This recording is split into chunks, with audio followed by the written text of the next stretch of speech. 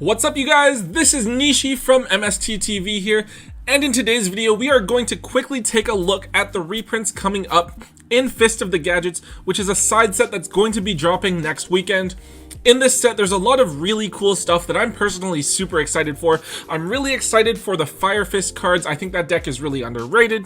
Even though the deck can set up pretty big boards, I think that the fact that it can also set that counter trap as well is going to be a really big factor for that deck moving forward, especially once the Mega Tin and those promos drop.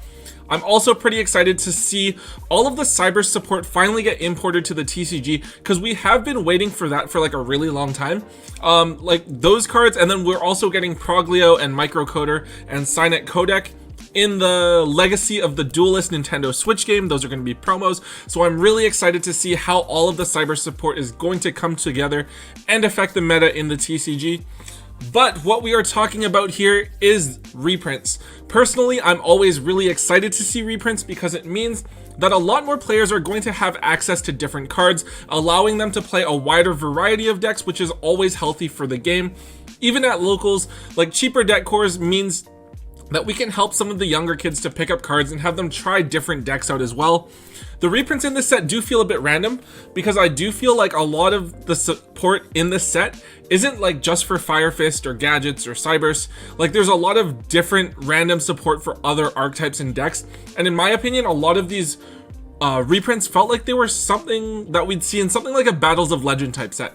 But yeah, that's beside the point. It is important though for us to keep these reprints in mind, so that when you guys go to locals and you're paying attention to you opening packs, or what packs you want to open, or your friends are opening packs, or you want to maybe make a trade to pick up new cards for a deck that you want to complete, you want to know what cards are going to be reprinted so that you guys do have a heads up and you don't overpay or overtrade for those cards. So yeah, let's get started.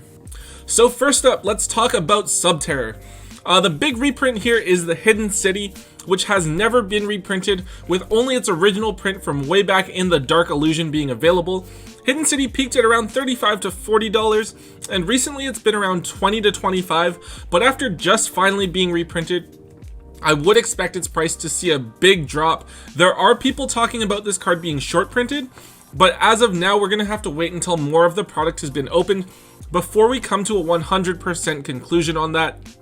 Also in this set, we do have reprints of Subterra Fiendus and Subterra Final Battle, which is a nice holo print for a card that has previously only been available as a rare. Subterra Fiendus was also a super rare before, but it's from a set that was pretty widely open, so I wouldn't worry too much about that jumping up in price. Between these reprints, and then we also have reprints of Subterra Nemesis Archer in OTS Tournament Pack 11, and then Subterra Guru in Battles of Legend Heroes Revenge. Most of the Subterra core is actually going to be really cheap to pick up. It's definitely something that I would look into grabbing if you want to play that very back row heavy control based deck. One card that I would be on the lookout for is Subterra Behemoth Umastrix, which is an ultra rare from the Dark Illusion that hasn't been reprinted. This is one of the bigger flip effect monsters that banishes an opponent's monster when it's flip summoned, and it is occasionally played as a one of in the deck as a form of spot removal. With the core being so cheap, I'd expect a lot of people to try to pick up their Subterra cores, and Umastrix without a reprint is going to be one of those cards that's going to gradually rise in price despite only being played at 1.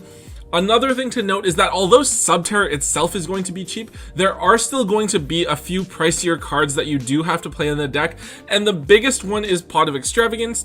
Obviously, there are other options that you can play in the deck. You can play other back row, or you can play like Pot of Duality or Pot of Desires, but obviously none of them are going to have exactly the same impact that Pot of Extravagance will. Alright, so next we have True Draco. So Ignis Heat and Dynamite are two cards from the True Draco deck that haven't been reprinted before, as they were not actually included in the Megatins from that year. Ignis Heat as a 3 of is currently at like $10 to $15, and Dynamite, it's only limited, but it's still worth like a few bucks. Majesty Maiden is also reprinted in this set, although it was actually reprinted in the Megatins from that year, so it's not super important that it's reprinted here. Yeah, but these are like the last couple of missing cards, and now everything in the deck has been reprinted and it's pretty easily accessible.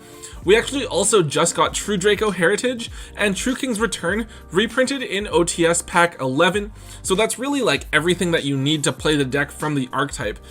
Just like Subterra, I think that this could be a very strong back row heavy deck that might see play in the upcoming format. Like with Nibiru and Dark Ruler no More about to be introduced to the game, these really back row heavy control decks definitely get a lot stronger. So Subterra and True Draco, they're two really cheap deck cores that I would recommend having available, especially given how cheap it is to pick them up for. Also, as far as investment opportunities go, there's nothing really to look at with True Draco because of how easy it really is to get everything. If anything, I'd probably look at something like Dragonic Diagram, because it does have 2 reprints, each of them being a secret rare from the Megaton and the Battles of Legend sets from last year. I don't know how high these prints are going to go, but we're currently looking at around $5 for the cheapest available version of this card. Honestly, if we see more and more people who want to pick up the deck because of how cheap all the rest of the pieces are, I wouldn't be surprised if we saw Dragonic Diagram hit around the $10 price point in about a month or two. Okay, so a quick note here, we do finally have 3 Amorphage monsters being reprinted in Goliath, Lechery, and Sloth. Believe it or not, these cards haven't been reprinted since their original print in Shining Victories, which is back when Crystal Wing Synchro Dragon first came out. Now, this archetype has never been super viable, it's never really seen much play. However, we have seen the odd plays here or there where Goliath and Sloth are used. For the most part, we are summoning them with the Guard Dragon package. Because the Guard Dragon package is so popular nowadays, you summon it off of the spheres after you've tributed spheres to bounce your opponent's monster. I do believe that Sloth was used in Pendulum Magicians because the scale number is more convenient than that of Goliath, and also if you hard drew Sloth, you could actually Pendulum summon it, where you couldn't do that with Goliath. We also did see Goliath played with like Arcbrave Dragon and Dark Matter Dragon in Blue Eye strategies as well. So yeah, these reprints were like very, very necessary, very welcome, as they're cards that help to kind of round off certain strategies, and the cards were just starting to inch up there in price, right? Like none of them went crazy high in value, but they were starting to get up there. These cards aren't ones that I'm expecting to see played in multiples. They're really just like those one-ofs that you don't really want to draw, but you always really want to have access to, kind of like a Gem Knight Garnet. That being said, I do think that these cards are not going to be too highly sought after everyone has like their one copy that they need, so you should be able to grab them for relatively cheap. So a big one here, we have Fire Fists. So there is a lot of emphasis around the new Fire Fists because a lot of them are like really good. The 2 new Link monsters are both really key cards in the deck. Panda and Elephant are both really strong, and then of course we have new Fusion and Ritual monsters and the fire formations that go alongside them. However, we also did get a number of decent reprints for Fire Fist monsters. So the primary ones that I'm looking at here are Spirit, Rooster, and Cardinal. Spirit has never been printed as a holo before, so that's a holo reprint that I'm personally very fond of. Rooster and Cardinal were previously only available as secret rares. They were originally secrets, and then they were reprinted again in the Megatons for their year. All 3 of these cards look like they're so far going to be used in the new version of Fire Fist, so they are looking very welcome. As far as like other reprints go, we have a few others. We got reprints of Bear, Gorilla, and Tiger King here, but these cards are cards that have had reprints before, so we've actually already had pretty easy access to them, so these aren't key reprints. Fire Formation Yoko, I don't think that's really something that's ever been used in Fire Fist, and I don't think it's going to see too much play anytime soon. Tenki is a secret rare in this set, and it's really nice. It was previously available as like Ultimate Rare, Super Rare, Common, Gold, and Duelist League Rare, so there are a lot of different options available if you want to play it. Like obviously I think that Ultimate Rare is like the nicest version, but if you don't want to drop $60 per copy on an Ultimate Rare, I think that the Secret Rare is like the nicest next option available, and that's the one that I'm going to be picking up. Tensu is also included as a super rare in this set. Just so you guys know, so like super rare Tensu from Astral Pack 4 was actually getting a bit up there in terms of price because we weren't sure if it was going to be included and reprinted in the set. However, now that we do know that it is included in the set in the exact same holo rarity, I would definitely expect the Astral Pack version to settle back down to being like a couple dollars. So if you are able to move them sooner rather than later, that's definitely a card that I would get rid of. Okay guys, a couple of things to note here. Obviously in the previous video that we talked about, Dragon and Horse Prints were not included in this set. Each of them is actually a pretty key card in Fire Fist, so if you do have them or you can get them for cheap or you can find them in your bulk, I would take advantage of that. The other card to keep in mind is Fire Fist Raven, and this is something that I didn't talk about previously, but Raven is a pretty key card in the new combos because it gets you a fire formation when it's sent from the field to the graveyard, and it isn't a hard once per turn. So you can summon it and link it off into a Salamangre Almirage, and then you get its effect to search Tanky, and Tanky will get you any of the Fire Fist monsters, and then you can abuse it with Panda or Spirit to proc its effect multiple times. This card was available as a common if you do need to play it. It was back in like Cosmo Blazer, I think. However, it does also have a holo reprint in Astral Pack 2.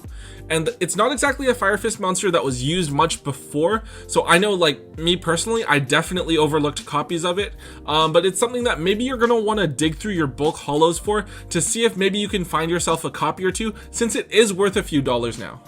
Chronograph Sorcerer and Mythical Beast Master Cerberus are also included as reprints in this set. These didn't feel like very necessary reprints. For some reason, Chronograph has never been more than like $5 or so, and Master Cerberus was included in the Megatins last year, unlike Jackal King. However, it has been inching up towards like $10 or so ever since that Endymion structure deck came out. So the reprint is very helpful for those budget players who want to pick up like 3 Endymion decks and a few other cards and then go play. These reprints do make Pendulum Magicians one of the most budget-friendly decks that you could possibly play at the moment. In terms of like the amount of money that you're spending on a deck versus the relative competitive strength of the deck, I do believe that Pendulum Magicians will give you the most bang for your buck. Honestly, outside of the extra deck, the most expensive card in the deck is going to be like $5 or $10 at most. I think it's maybe like Pendulum Call. Like, to be fair, though, it's not like these cards are going to see much play in decks outside of these pendulum strategies, right? Like, they're not like Dangers where we're going to see them abused in a whole bunch of decks. But yeah, as someone who's played pendulums like a fair bit in the past, like, I think they're a lot of fun. So if you're looking for that fun deck to play that isn't going to cost a lot to put together, I'd definitely consider picking up Pendulum Magician. Okay, so really quickly here, just to kind of note, because they are technically reprints, we do have holo reprints of yellow, green, red, gold, and silver gadgets. Unfortunately, these aren't really big ones. Yellow, green, and red gadgets have all had many different reprints over the years, so if we're going to try and pick up holo gadgets, I'd probably say that people would be picking up Hobby League Ultras or Turbo Pack Supers. Also, like for gold and silvers, they were just reprinted in dual power. Even after just those reprints, like the prices dropped a lot. You could get like silver and gold gadgets ultra from dual power for like 10 cents. So I definitely think that these gadget reprints are just gonna be filler, and I wouldn't worry about them too much. Alright, and finally we have a couple of odd reprints here that didn't really fit into any of the previous categories. So Starving Venom Fusion Dragon is something that has been going up in price over the last little while, as it is a prime monster to make with super polymerization, since you can very easily fuse 2 dark monsters on your opponent's board. It has super easy requirements to make, so in decks that do play super poly and have that extra deck space, it's going to be one of the first cards that you want to include. It wasn't really that high in price. It was reprinted in the legendary dragon decks and was only around $5 or so, but this reprint really stops the price from getting out of hand in case it does start to see even more play. And lastly, we have Scrap Recycler. Believe it or not, this card hasn't been reprinted since its first print in the structure deck came out in 2010. Like, to put that into perspective, that is the year that Despicable Me and Iron Man 2 first came out in theaters. I was still like in high school, so that's like really crazy for me. This is a card that has been talked about in different strategies. If you guys watched my video on bulk, you guys know I talked about this card there. Most recently, this card was talked about being played in Orcus, but it hasn't really drawn a lot of attention to itself. Anyways, it's a really good reprint for people who want to play it or want to play around with it in like a fun deck and don't want to spend like $5 to $10 per copy for an old structure deck common card. And that is it for this video, guys. We are in the middle of a really exciting couple of weeks here. We just had the Rocket structure deck drop. We get Fist of the Gadgets next week and then the Megatins the week after. Definitely a really exciting time to be a Yu-Gi-Oh player because there's a lot of really cool new stuff being introduced into the game. Fist of the Gadgets is really cool because it almost feels unnecessary, but it really gave us a lot of reprints that the community kind of needed. Like, there's nothing worse than wanting to play a deck and then finding out that there's one really obscure card that you need to finish the deck and it's going to be like $15, and of course it's something that no one really has at your local, so you have to order it from online. This set really helps with those types of cards and really makes a lot of different cards more accessible to a lot of players. So hopefully when you guys look at this set, you guys are able to build or finish those decks that you guys have been putting off for a little while. Anyways, guys, that is it for this video. If you liked it, be sure to give me a thumbs up and be sure to comment down below what reprints you guys are most looking forward to from Fist of the Gadgets. Also, be sure to stay tuned and subscribe for more videos from myself and Tombox. I am expecting to drop a couple of videos this week discussing the Megatins, and I'm really excited to share with you guys my thoughts on how best to take advantage of the Megatins this year and make a profit from them. So yeah, that is all from me for today, and until next time, don't forget to hold on to your MST.TV.